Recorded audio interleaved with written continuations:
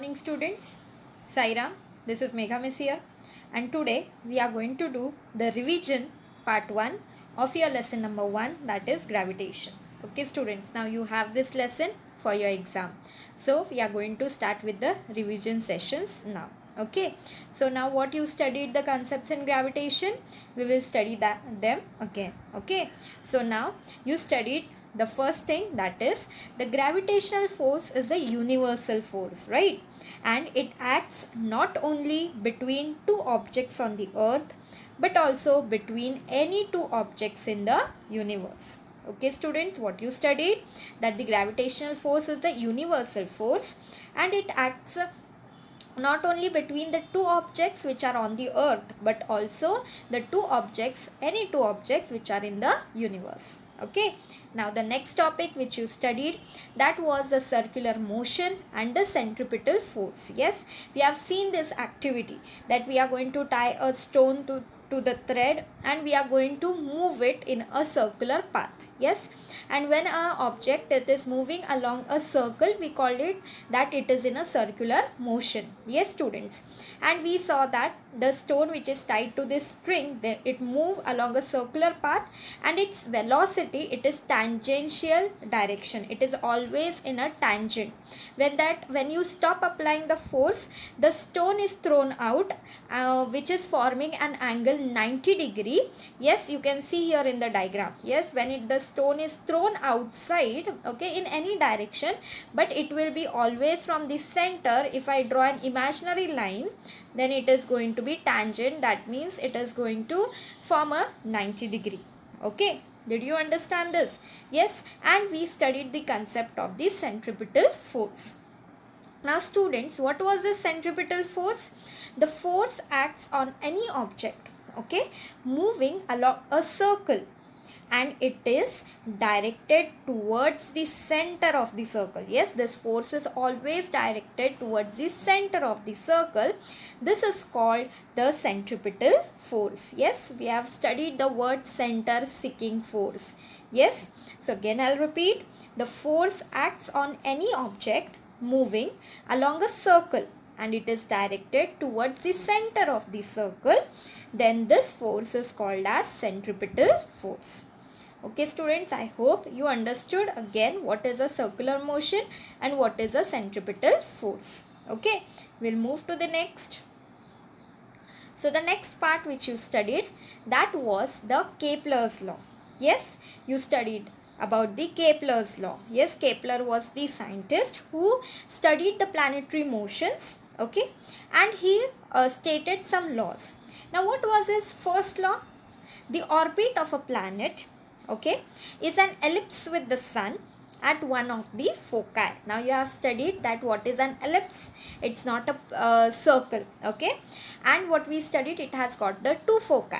So here what we have studied, the orbit of the planet means the movement of the planet around the sun. Okay, so that orbit is an ellipse. Okay, it is not a circle. You can see in the diagram, it is an ellipse with the sun at one of the foci. Any one, two foci are there in an ellipse, you know this.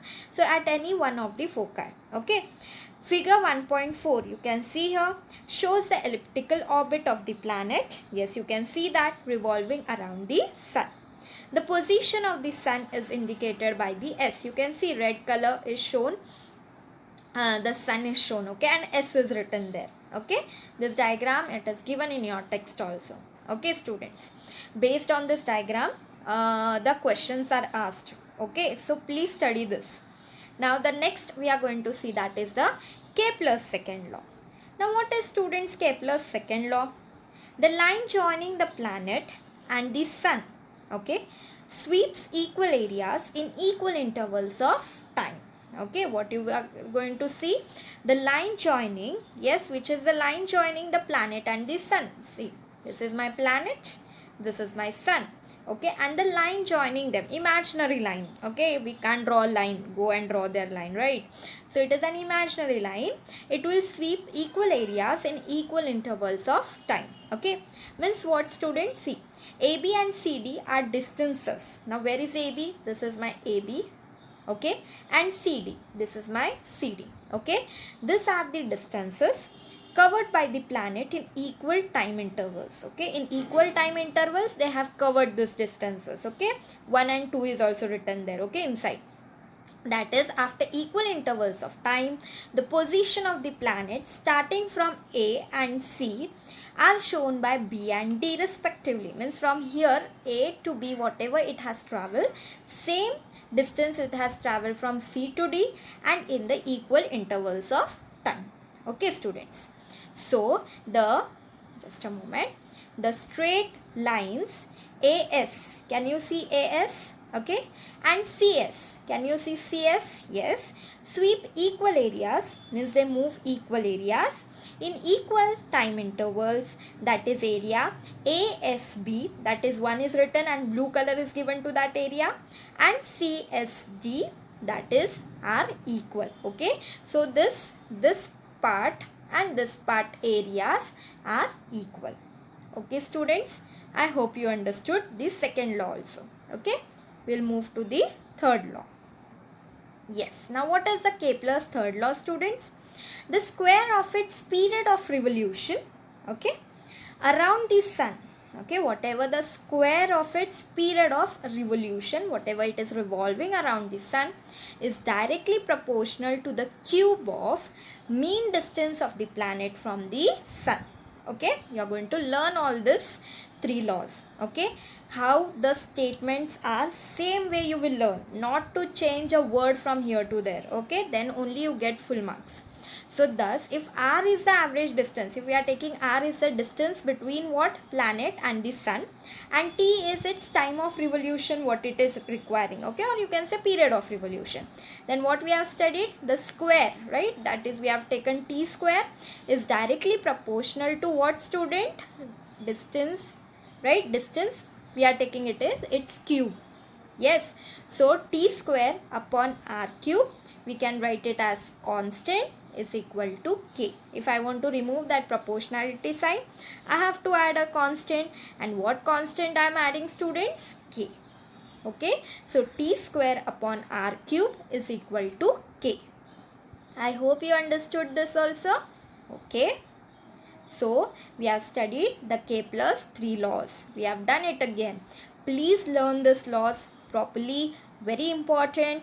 Depending upon the diagram, they are asking these questions, the 3 laws of the Kepler's. Okay, students, and this equation also, t square is directly proportional to r cube. Therefore, t square upon r cube is equal to constant, which we are taking here as k. Okay, students, we'll move to the next. The next part which you studied, that is Newton's universal law of gravitation. Yes, now what happened to the Kepler's law? Kepler's law could not explain his whatever the moment and whatever he told about the movement of the planets and all those about the ellipse and all what he told, it was not applicable to all planets. Okay, so now Newton, he gave some theory. What he gave, we will see that. According to this theory, every object in the universe attracts every other object with a definite force. Both the objects, what they will happen, they are attracting, okay, each other with a definite force. This force is directly proportional to the product of their masses, okay, of the two objects, and is inversely proportional to the square of the distance between them. Okay, students, now we will see how it.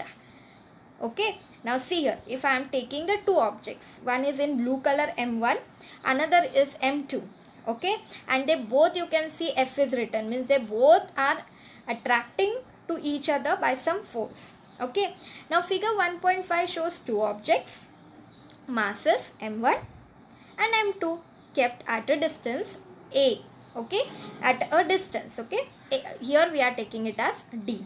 Okay, kept at a distance A, or here we are taking it a distance, that is D distance we are taking, okay, from each other. Mathematically, the gravitational force of attraction between these two bodies can be written as, now only we have seen that force, whatever the force with which they are attracting, here it is the proportionality sign. This is not A, it is proportionality. Okay, F is directly proportional to whom, students? Masses of the two objects, right? So M1 multiplied by M2, masses of both the objects, their product. okay, and it is inversely proportional to the square of the distance between them. So we have written it as d square. Okay, now if I want to remove that proportionality sign, in the textbook it is written FA, it is not A, it is proportionality sign. So if I want to remove that proportionality sign, student, what it is added? F is equal to G m1 m2 upon d square. Important equation. Remember, in last year this diagram was given and they have asked which equation can be derived from the following diagram, okay, in MCQ. So please remember the equations, okay. So here G is the constant of proportionality and it is called as universal gravitational constant. Okay students, I hope you understood this. The force, it is directly proportional to the product of the masses of the two objects and inversely proportional to the what? Distance between, square of distance between the two objects. Okay students, now we will see the next part, the above law. So this is the law, means that if the mass of one object is doubled, if I double the mass of one object, the force between the two objects will also double. Okay, also if the distance is doubled, the force decreases by the factor of 4. Okay, you have studied this also. If the two bodies are spherical, the direction of force is always along the line joining the centers of the two bodies. Okay, it will be, the force will be what? Along the line which is joining the center of the two bodies, and the distance between the centers is taken to be d. Okay, in case when the bodies are not spherical or have irregular shape, then the direction of force is along the line joining their centers of the masses, and d is taken to be the distance between the two centers of the masses. Okay, so center, because we have studied mass is directed towards the center. So here if it is not spherical in shape, then we are taking, it is irregular shape, then we are, what we are going to take? We are going to take a line joining the centers of the masses. Okay, because mass is directed towards center. Okay, and d will be taken the distance between the two centers of the mass. Okay students, I hope till this law it is clear to you. Should we proceed now? Okay, now the next part we have seen, that is the units. Now in SI units, the unit of G is Newton meter square kg inverse 2. Okay, the value of G was first experimentally measured by Henry Cavendish. He was the first one. In SI units, its value is, remember students, for solving the sum, last time also I told you it is important, 6.673 into 10 raised to minus 11 Newton meter square kg inverse 2. Okay students, so remember G, what are the units for this? G in SI units. Okay, so we'll continue the next part now. See here, the next part which you studied student was the uniform circular motion and the magnitude of the centripetal force. Means whatever this force is there, a particular value should be there, right? It must be related with something. Now what it is related with, that we will see. Now if m is the mass of the object, okay, v is its speed and r is the radius of the circle, then it can be shown that this force, this centripetal force, is equal to what equation students? F is equal to m v square upon r. Okay, now we will take in terms of a planet. Okay, in terms of a planet which is revolving around the sun. Now if a planet is revolving around the sun in the circular orbit in uniform circular motion, then the centripetal force acting on the planet towards the sun must be, it will be same as I told you. Okay, what we will give the centripetal force as? F is equal to mv square upon r, where m is the mass of the planet, v is what students? The speed with which that planet is moving, and r is the distance, is its distance from the sun. Okay, I hope till here it is clear to you. Okay, what is the centripetal force we are taking student? F is equal to mv square upon r. Now we are talking in terms of a planet which is revolving around the sun. So same centripetal force will be there, that is F is equal to mv square upon r. Till here clear? Okay, we'll proceed. Now Now we know that speed is equal to distance upon time. You know this formula. The speed of the planet can be expressed in terms of speed you can give in terms of period of revolution t as follows. The distance traveled by the planet in one revolution will be perimeter of the orbit, that is 2 pi r. Okay, perimeter in simple words, circumference of the circle, which we are taking it as 2 pi r. Okay, r is the distance of the planet from the sun, and time taken, that will be equal to the period of revolution will be t. How much time it took for one revolution will be the time, okay, which it will take. Okay, now see here. Now v is equal to distance upon time. Okay, now what we have written, now what is the distance traveled, student? I told you circumference of the circle, which is 2 pi r. Okay, t, time taken, we are taking it as capital T. Okay, now you know the formula, students. F is equal to mv square upon r. Yes, now do you have this v value? Yes, what is that, student? Here it is, we have substituted. Okay, now what it became? See here, 2 square it became 4. Okay, pi square it became, m has come here. Okay, and r square, and this 1 r, and from here 1 r can get cancelled, and you get finally the equation, that is 4m pi square r upon t square. Yes, because this t square is for this t also. Okay, so multiplying and dividing by r square we get. Now what we are going to do? We are multiplying and dividing by r square. So what it will become, students? You can see here what it has become. F is equal to 4m pi square. Okay, r. So here what it became? What we are going to do? Dividing by r square we are doing, right? So what it will become? See, this r square, this r square, and this r have become here r cube. Okay, and we are dividing by r square also. So see here, that division we have done it here, and t square as it is we have written. Okay, as we are multiplying and dividing, so multiplied this r square, I multiplied by this r, it became r cube, and when I divided it, it has come here down I have written. Okay, now you can see here. Now according to Kepler's third law, what you have, students? T square upon r cube is k. We have studied now only. Okay, so instead of, yes, I'll just remove it and again I'll show. Now instead of this, can I put this k? Yes, yes. So what, see, can you see what the equation became now? 4m pi square, this r square, and after r square we have written the k. Okay, students, did you understand this? Because it will be 1 upon k, right? So k has come in denominator. Why? Because r cube upon t square is given, and t square upon r cube is k.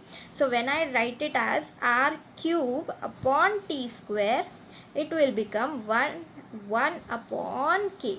So see, 1, it's okay if we don't write. K will be in denominator, but okay, students, did you understand this?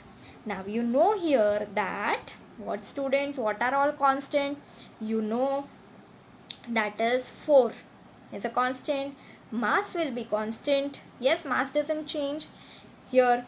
Then pi square is a constant, k is a constant. So this whole equation is a constant. Now what can be changed? Radius, distance between the two can be changed, right? So therefore F is equal to constant multiplied by 1 upon r square we are getting. That means F, this equation we are getting. Yes, F is inversely proportional to 1 upon r square. Okay, students. Now we'll see. When you solve this now equation, you will understand better. So please do it. Solve it in the notebook. Okay. So thus Newton concluded that the centripetal force, which is the force acting on the planet and is responsible for its circular motion, must be inversely proportional to the square of the distance between the planet and the sun. Okay, students. R square na, it is the distance between planet and the sun. Newton identified this force with the force of gravity and hence postulated the inverse square law. This we called it as the inverse square law of gravitation. Okay student, what is the inverse square law of gravitation? What is the equation we can say? F is inversely proportional to 1 upon r square.